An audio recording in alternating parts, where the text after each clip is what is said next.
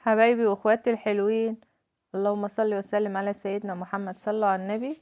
يلا بينا. النهارده جبت لكم فيديو جديد جميل جدا ومهم جدا، هتستفادوا مني صدقوني. هنعمل 4 وصفات النهارده مهمين جدا من قرع العسل. اليومين دول موسمه، ممكن تعملوا منه كام وصفه. يلا بينا نشوف. تابعوني ان شاء الله هتستفادوا من الفيديو. سموا الله ويلا بينا نبدأ الفيديو بتاعنا النهارده. اللهم يا مالك الملك، يا من في ملكه مقيم وفي جلاله عظيم وعلى عباده رحيم وبكل شيء عليم. اللهم إنا نسألك الأمن والأمان والعافية في الأبدان. اللهم فرج همنا ويسر أمرنا واقضي حوائجنا واغفر لنا وارحمنا برحمتك يا رب العالمين. اللهم آمين، اللهم آمين.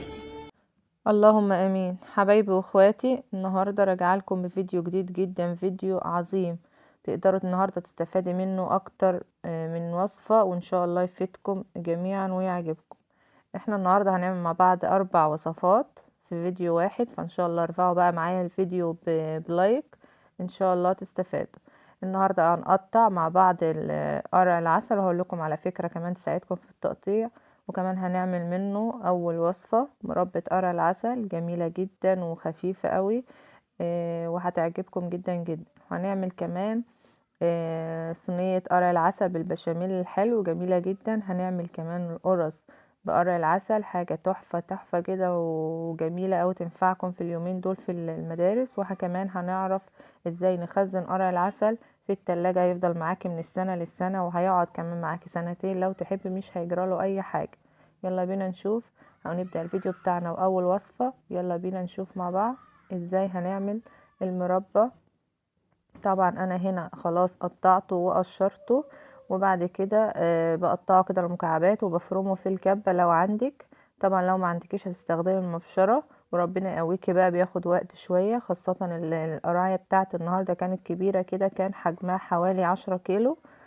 اللهم صل على النبي. انا عملت منها هنا 5 كيلو مربى في الكب على طول. فرمتهم كده فرم خشن مش ناعم قوي. بعد كده هحط عليهم السكر وهسيبهم بقى كده على جنب كده وقت. لو مش فاضية هسيبهم بقى في اول اليوم، بقى في اخر النهار كده تعلقي عليها. انا هنا عملتها زي ما بوريكم اهو. ديت الحلة الكبيرة قوي، يعني اكبر مقاس. عملت كده، حطيت عليه السكر. هي اخدت معايا 2 كيلو سكر. وبعد كده ولعت عليها النار على نار واطية خالص، نار هادية من اول ما بدأت. يعني اهدى درجة في النار، يعني اللي هي بتبقى العكس، الناحية اللي ناحية النار كده كأنك بتعليها بس اخر حاجة، يعني كأنها هتطفى. وبعد كده بقى انا عشان تستوي عملت فيها فكرة حلوة، غطيت عليها عشان تستوي. اخدت معايا حوالي نص ساعة. وبعد كده شلت الغطا وخلاص. بتني بقى تفضل تستوي على نار هادية برضو، بس من غير الغطا بتستوي بقى بسرعة، ما بتاخدش اي وقت. هنا خلاص بعد ما شلت عنها الغطا بعد نص ساعة زي ما قلتلكوا، فضلت بقى كمان على النار حوالي ساعة على نار هادية خالص، اهدى درجة. وبعد كده حطيت عليها خلاص الليمون زي ما انتم شايفين، بدأت اهي تستوي، يعني قربت خلاص على السوا. حطيت عليها عصير ليمونة كبيرة، حوالي 3 معالق ليمون. وكمان حطيت عليها معلقة ذرة، يعني نص معلقة صغيرة من الفانيليا. انا وريتكم كده الكميه قدامكم اهوت. بصوا الفانيليا ما تزودوهاش في اي حاجه، خاصه الحلويات، لان هي بتمرر، او المعجنات كمان غالبا يعني. وكمان الفانيليا اللي هي البودر بتمرر اكتر من الفانيليا السائل. هنا خلاص بعد ما عقدت وريتكم عملت كميه قد ايه ما شاء الله. وكمان في برطمان كبير انا سيبته بره للاستخدام، يعني ما شاء الله عملت 5 كيلو يمكن اكتر كمان. انا ما وزنتهاش بس هي بالنظر كده ما شاء الله جميلة جدا جدا وخفيفة. وعايزة اقول لكم نسبة السكر ديت هتعدلها جدا زي بتاع المحلات، مش هتخليها سكرها عالي قوي تجزع النفس وكده. هتاكلي منها وتبقى خفيفة قوي على قلب. سندوتشات بقى جميلة جدا في المدارس. هنا كمان هنعمل الوصفة التانية، يلا بينا نشوف. دي طريقة تانية للتقطيع. اول طريقة كانت ان انت تفتحي كده راس القرعاية من فوق، ربنا يقويكي عليها، هي الحركة صعبة، وبعد كده بقى بتبداي ان انت تقطعيها شرايح طويلة بالطول، بتبقى سهلة معاكي. لو سكينة كبيرة وحامية او صغيرة بس تكون حامية، وتحطي طرف السكينة فوق كده وتنزلي بيه بايدك، هتمشي معاكي بسرعة. او بالطريقة ديت، وربنا يقويكم. هو الصراحة مش هقول لكم هو سهل، هو صعب يعني. تقشيره بياخد وقت شوية، وكمان تقطيعه الاول بياخد وقت شوية، لكن بعد ما يتقشر خلاص بيبقى تقطيعه مكعبات سهل جدا. وديت النتيجة النهائية اهيت بعد ما تقطع كده. انا قلت لكم طريقتين للتقطيع بتاعه. ديت عملنا في الحلة الكبيرة، يعني اكبر مقاس في الحلة الألمونيا، عملنا فيها، حطينا فيها الكمية كلها على نار هادية، عشان هنعمل منها الوصفتين اللي جايين ان شاء الله. هنعمل منها القرص بقرع العسل، وكمان هنعمل منها صينية قرع العسل بالبشاميل. تابعوني ان شاء الله، الوصفات تعجبكم ان شاء الله، تستفادوا من اي وصفة او تكونوا محتاجينها. ولو محتاجين تفاصيل تانية قولولي ان شاء الله، اقول لكم عليها في الكومنتات او على المنتدى زي ما تحب. هنا بقى هنعمل اول وصفة معايا في الوصفتين اللي بقول لكم عليها، او تاني وصفة في الفيديو. هنعمل قرص قرع العسل. هنا خلاص انا ما حطيتش عليه على النار السكر، عشان خاطر هحتاج منه الاول نصه كده من غير سكر، بعد كده هحط السكر على الكمية الفاضلة، وهقول لكم هعمل بيها ايه. انا هنا صفيت نص الكمية اهوت من المية بتاعت قرع العسل، وكمان حطيت حوالي 2 كيلو دقيق وكمان حطيت عليهم بيضتين وذرة ملح، معلقتين سكر، وبعد كده حطينا ورقة فانيليا على البيض، وهنقلبها كويس جدا. وكمان هتستخدمي معاها كوباية زيت او سمنة على حسب اللي بتحبيه، ده طبعا عن تجربة. حطينا هنا الدقيق وعليه ذرة الملح، وبعد كده حطينا السكر، وحطينا كمان عليه معلقة بيكنج باودر. وبعد كده ضربنا كمية قرع العسل في الخلاط او في الكبة زي ما بتحبي، ما بياخدش اي ضرب. وبعد كده ضفنا البيضتين على الفانيليا، وكمان ضفنا كمية قرع العسل كده بالتدريج، وهنقلب بقى ونبدأ نعجن عادي جدا. اقول لكم المقادير تاني: 2 كيلو دقيق، زي ما الدقيق ياخد معاكي، كمان نص الكمية بتاعت قرع العسل دي زي ما شفتوها كده، هي كوز خلاط كامل، ومعلقة بيكنج باودر، ومعلقتين سكر، ذرة ملح، كوباية زيت او سمنة زي ما تحبوا، حبتين بيض عليهم ورقة فانيليا. نبدأ بقى نعجن كده. زي ما انتم شايفين العجينة اهيت اصلا اخدة اللون الاصفر عشان خاطر قرع العسل وكمان البيض، بس عجينة طرية جدا وسلسة، وهتتعجن معاكي بمنتهى السهولة. لو لقيتيها في الاول كده طرية يعني ما تزودلهاش اي حاجة، هي بس عايزة تتلت شوية او تتعجن شوية، وبعد كده بتكون ناعمة وملساء وجميلة جدا جدا. تقدري تعملي منها اكتر من وصفة على فكرة، يعني دخلوا القرع كده في العجين، على فكرة جميل جدا.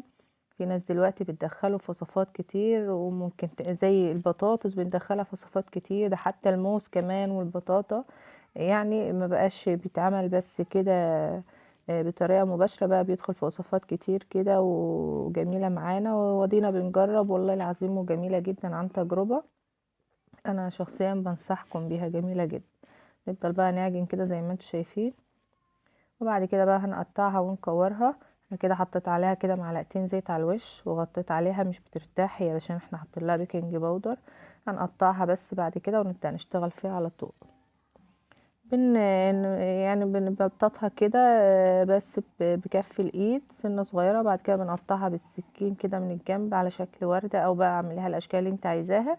ممكن كمان تقطعيها مدوره بس كده وخلاص، وهندهن وشها من فوق، وبعد كده هنزينها بحبة البركة او بالسمسم على حسب اللي انت بتحبيه. ممكن زعتر، جميل جدا طبعا، مش هيقول لأ، بتبقى تحفة كمان الزعتر في المعجنات.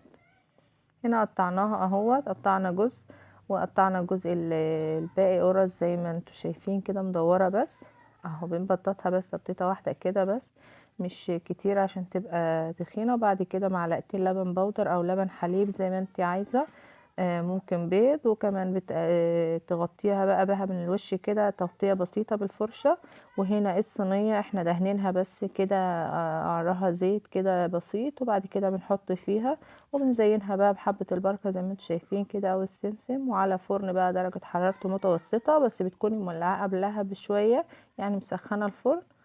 وبعد كده بتحطيه فيها، ما بياخدش وقت، يعني 5 دقايق، وبتلفي الصينية كده على كل الجوانب وبتطلعيها بتكون جميلة جدا وهشة وطرية قوي معاكي. تنفع بقى لولادك كده في دلوقتي بين الدروس، طبعا ياخدوها معاهم في الدروس او في المدارس، جميلة جدا يفطروا بيها. حاجة حلوة قوي زي القرص بالظبط، متفرقش عنها حاجة، ولكن طعم قرع العسل مش بيفرق فيها في اي حاجة، مش بيكون باين فيها، ولكن طبعا ده غذا وجميل جدا. تقدري تدخليه لولادك لو مش حابينه بطريقة مباشرة او مش حابين يشوفوه في الاكل، وكمان تغيير جميل جدا، جربوه هيعجبكم. حبايبي واخواتي الحلوين، احب استغل الفرصة واشكر اخواتي الحلوين الجداد اللي دخلوا معايا على القناة، واللي معايا قبل كده على راسي طبعا من فوق، واللي بيدخل بس يشاهد ويمشي برضو زيارته الكريمة على راسي من فوق. واحب اقول لكم بقى، لو وصلتوا معايا لغاية هنا وعجبكم الفيديو او عجبكم اي معلومة فيه، يا ريت تشتركوا في القناة لو ما كنتوش اشتركتوا، وتفعلوا زر الجرس علشان يوصلكم كل جديد بننزله ان شاء الله، ويوصلكم الاشعار اول باول. متنسوش بقى اللايك يا حلوين عشان ترفعوا الفيديو، يمكن نفيد بيه اي حد من اخواتنا التانيين. وهنا اهيت زي ما قلت لكم، دهنا الصينيه دهنه بسيطه وحطيناها فيها ودخلناها الفرن على درجه حراره متوسطه. وهنا كمان كنا حاطين صينيه قرع العسل، هقول لكم على وصفتها دلوقتي كمان على طريقتها. هنا بعد ما طلعت زي ما انتم شايفين لونها جميل جدا، كمان حبه البركه والسمسم ثابتين عليها، وكمان شكلها جميل وهشه وطريه قوي. جربوها هتفيدكم ان شاء الله وهتعجبكم اوي. يلا بينا بقى ندخل على وصفتنا التالتة. هنعمل بقى مع بعض ده، هنعمل البشاميل الاول اللي هنستخدمه في صينية قرع العسل. حطينا هنا حوالي 4 معالق من السمنة او الزبدة زي ما تحبوا، وكمان حطينا عليهم 4 معالق دقيق، وهنقلب بقى على طول على طول. معلش هنا كان الموبايل هيفصل شحن، فعشان كده النور بتاع الفلاش طفى. هنقلب بقى على طول كده عشان نستنى شوية على ما يطلع بس ريحة الدقيق معنا، وبعد كده نبدأ نضيف اللبن، ونضيفه بالتدريج مش مرة واحدة، ونبدأ نقلب على طول على طول عشان خاطر ما يكلكعش، واي حاجة بتظهر معاكي كده هتعمليها ما تقلقيش. وطبعا بعد كده ضفنا عليه مية من قرع العسل، من المية اللي صفيناها منه بتكون جميلة جدا. وكمان ضفنا عليه السكر، ضفنا عليه هنا 4 معالق من السكر، حسيت كمان هو محتاج معلقة كمان فضفت كمان معلقة سكر. هنا بقى الصينية اللي هنحطه فيها حطيت فيها معلقتين كده زبدة او زيت حسب ما تحبي، بتقدحيهم كده على النار، بعد كده تحطي عليهم معلقتين بشاميل من اللي احنا عملناه. بعد كده بقى بنحط هنا كوباية سكر على الكمية الفاضلة اللي سيبناها من قرع العسل بعد ما سلقناه، وبنبدأ بقى ان احنا نقلبه، اضغط عليه كده بقعر كوباية او اي حاجة جامدة عندك، لان هو بيبقى سخن جدا. وحطي بقى السكر على حسب انت ما تحبي وعلى حسب الكمية الموجودة معاكي. قرع العسل شبيه جدا من البطاطا، لكن البطاطا بتكون مسكرة، هو بيبقى دلع شوية فبيحتاج منك سكر، فخلي بالك عشان ما تزوديش نسبة السكر ويجزع معاكي في الاكل. هنا خلاص اهوت بعد ما قلبناه مياخدش اي حاجة، وبعدين بنضيفه كده وبتسويه بقى بالمعلقة او بالاستاتيولا اي حاجة متاحة عندك. بتسويه كويس كده وهي على النار، بس اول ما بتتقدح كده بتحطي عليها الخطوتين 3 دول على طول، يعني مبتاخدش اي وقت، تكون كل حاجة جاهزة معاكي. حطي المعلقتين تتقدح، وبعد كده معلقتين بشاميل. اول ما يطش كده معاكي بتكوني محضره البطاطا بتحطيها، وبعد كده بتنزلي بقى بكميه البشاميل الفاضله على الوش، وبتوزعيها بقى على الصينيه كلها. وحاولي ان يكون سمكها، هنا كان سمكها تخين شويه، حاولي ان يكون سمكها رفيع على قد ما تقدري، وكمان البشاميل بتاعها يكون كتير من فوق، ويكون مسكر بقى حسب الكميه اللي انت عايزاها، يعني انت بتسكري البشاميل لوحده والقرع لوحده، فخلي بالك عشان خاطر نسبه السكر ما تزيدش معاك. كده خلاص ديت اخر خطوة، بندخلها الفرن بقى على درجة حرارة متوسطة زي ما شفتوها كده مع القرص. وبعد كده بتاخد اللون الجميل كده وخلاص، لان كل حاجة فيها اصلا تعتبر مستوية قبل كده، بتاخد بس لون وبتبقى جميلة جدا. بس اول ما بتعدل كده من تحت وتاخد لون من فوق تبقى جميله وبألف هنا وشفا. وغطوها بقى تبرد، وعايزه اقول لكم لو اتاكلت كمان تاني يوم تبرد في التلاجة بتبقى جميله جدا. جربوها بقى ان شاء الله هتعجبكم. جربوا وصفاتنا وقولوا لي رايكم في الكومنتات لو عملتوها، وربنا يحسن ما بين ايديكم ويطلع معاكم احلى واحلى. وقولوا لي طلعت معاكم عامله ازاي. وبالنسبه لتخزين القرع فانت بتقطعيه مكعبات صغيره او كبيره حسب ما تحبي، وبتحطيه في اكياس تلاجة وبتحطيه في الفريزر، وبس كده بيغيب معاكي من السنه للسنه او سنتين واكتر، ما يجرالوش اي حاجه. وده كان فيديو النهارده، ما تنسوش اللايك، ويا رب يكون عجبكم. اشوفكم على خير في فيديو جديد، مع الف سلامه.